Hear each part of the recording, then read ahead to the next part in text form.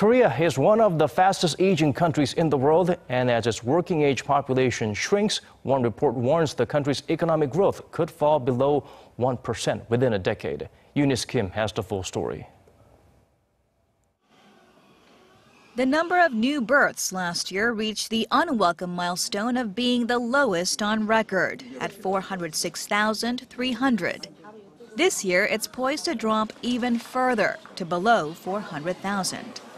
Data from the central bank shows the fast-aging trend over the past 4 decades has led to a drastic drop in the proportion of people 15 years old or younger, to make up just 20% of Korea's total population as of 2015, while the proportion of those 65 years and older has jumped threefold. The demographic picture 20 years from now is even more sobering.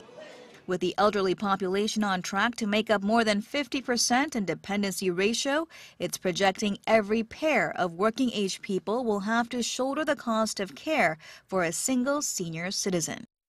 With the aging population, the country's economic growth is also poised to plummet.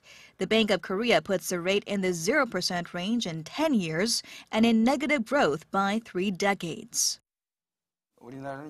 Our country is not only rapidly aging, but it also lacks retirement preparation. Spending shrinks post-retirement, and we see the decline reflected in the economy at large. Our analysis shows the negative effects of the aging trend will be huge. In other words, time is taking on a plan of action. Implementing countermeasures such as extending the national retirement age by 5 years and raising women's labor force participation to OECD standards could help keep the growth rate above 1% in 20 years, according to the Bank of Korea. For the elderly, we need policies that allow them to utilize their work experience. For the young, we need policies that connect education to real-world labor demands.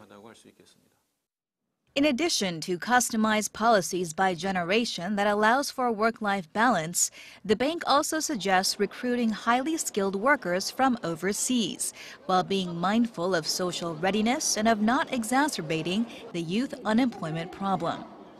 Eunice Kim, Arirang News.